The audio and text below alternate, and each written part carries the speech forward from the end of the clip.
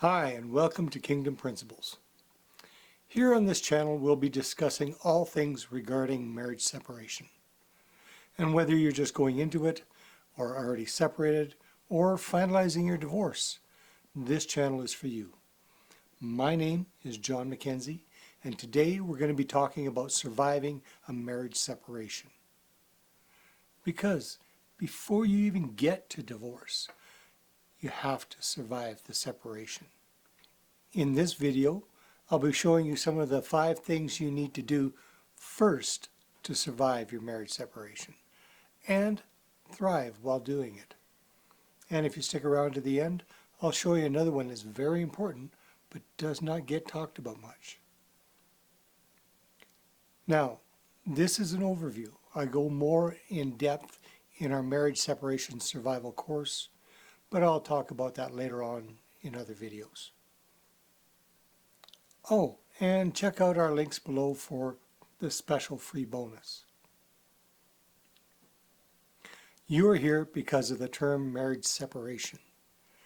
Now in your life, separation is either already ongoing or going to be starting soon. Now it's a painful process, one filled with uncertainty, loneliness, heartbreak, pain, and it puts you in a place of feeling devastated, utterly alone and abandoned. I know, I've been there. Now you'll also notice that in this video, I use the form spouse here rather than ex. I do it to convey a more positive outlook because they're not technically your ex till the divorce papers are signed. Number 1, your support system. This is going to be one of the main anchors in helping you get through this. Your first question to ask yourself is, what do I have for a support system? Your support system is like your lifeline. Now this is one of the major things that you need to get in place. Your possible immediate support system are friends and family. Start with at least one person you can trust. You might even want to use them to convey the basic facts to the rest of your family and immediate friends. Now you're choosing someone that will respect your privacy and only disseminate information that you actually want to convey. Because there's always going to be gossip, if the information dissemination is the same to everyone, it will help cut down a lot on the gossiping. There are a lot of people that do not know how to react to the news of a marriage separation, and they don't know what they can do to help. So having that one person that they can go to ask what you need help with is going to be a significant help to you until you feel in control enough to start fielding questions. Now, there's sometimes a situation that we do not have anyone to talk to in regards to what we're going through. We feel all alone and we think no one understands or will understand. If there are no friends or family that you feel confident in talking to, don't give up. They're just avenues you have not thought of yet. You can reach out to old friends and acquaintances. Now, talking on the phone tends to work better in all these situations than talking through text or online chat. Or maybe you can find a Facebook group for people who share common interests with you and find a friend there. Or go looking for online support groups for those going through separation and even grief support groups. And there's also trained professionals in divorce therapy. Number 2, the stages of grief. Marriage separation brings up a lot of emotions. When you go through a marriage separation, you go through the 7 stages of grief. It's just like if someone had died. Now there's no standard or set order in which they can hit you, or for how hard or how long. Now this can last for weeks or even years. It's different for everyone. Then there are the lost dreams, which are also known as the loss of what might have been. This also affects people because of the loss of the future life together, of growing old together, the regrets of what now will never be, or the children who will not be born, or the chance to have grandchildren. Now, warning, this time is very emotional for both sides, and making decisions when emotional can lead to financial and other consequences that can affect you for years to come. You need to take time to process all that is happening and only make decisions or agreements when you have your emotions under control and all the facts at hand, and deal rationally with your spouse. Number 3, some couples could tell their separation situation was coming, as they and their spouse may have been discussing matters towards this end, or maybe even talked about some of the financial aspects of separating as a couple. Or the separation may have come as a shock or a surprise. The thing that there's no way around is the financial part of a separation. Now, one of the things that, if you're like many couples, only one of the two has taken care of all the finances and bills. Now, all of these are going to be your responsibility.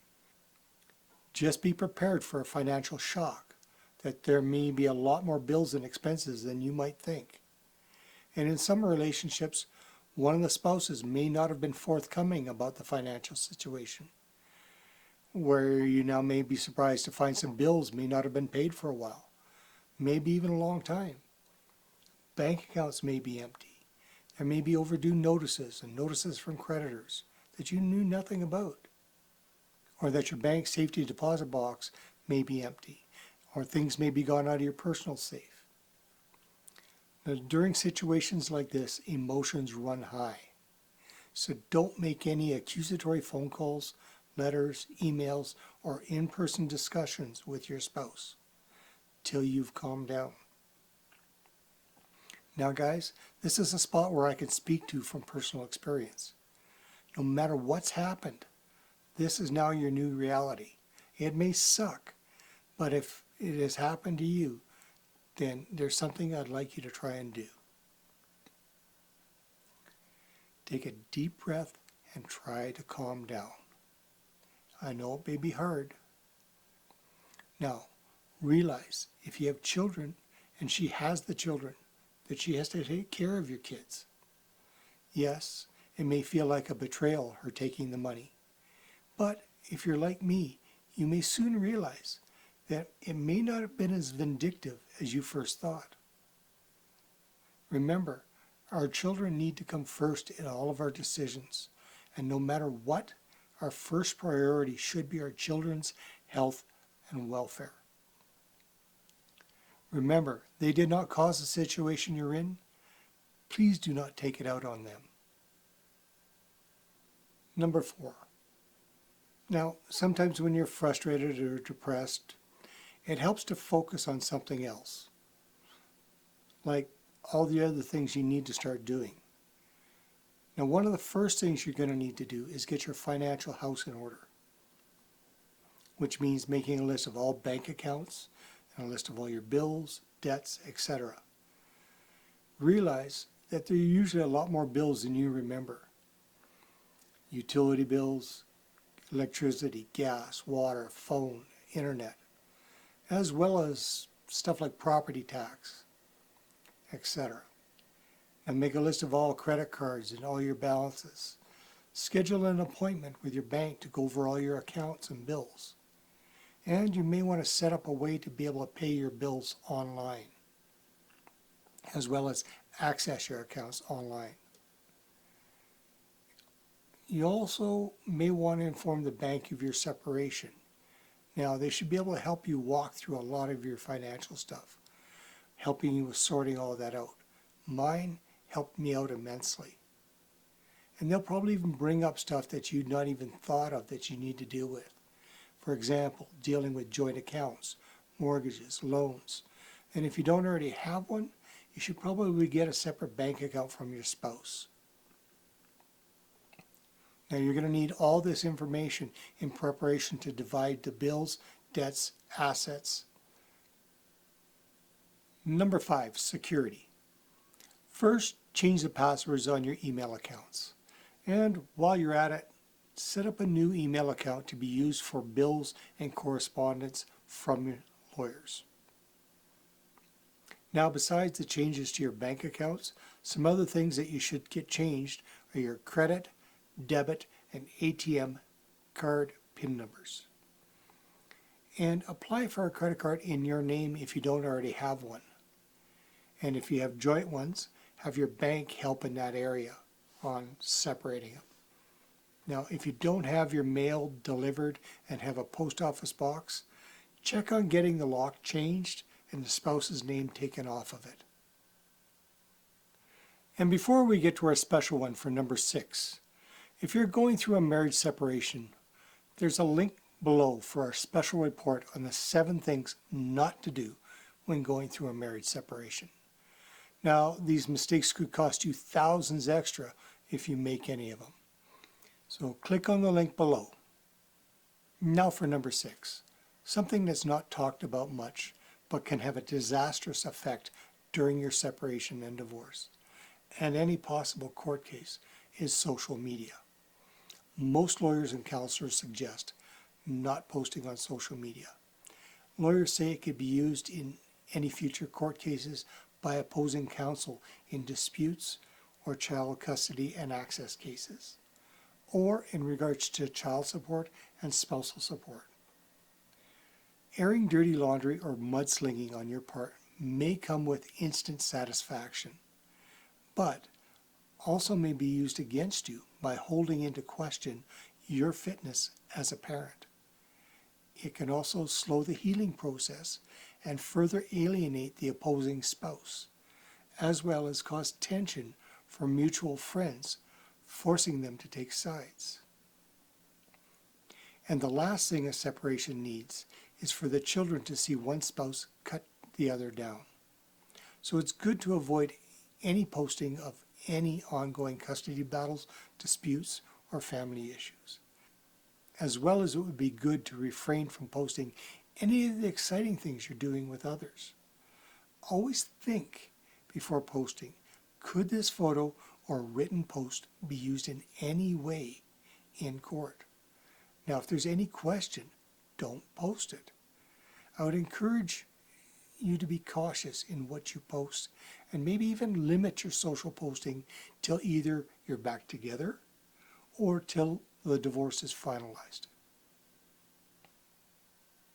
Now, if you found any of this information helpful, please like and subscribe and click on the notification bell.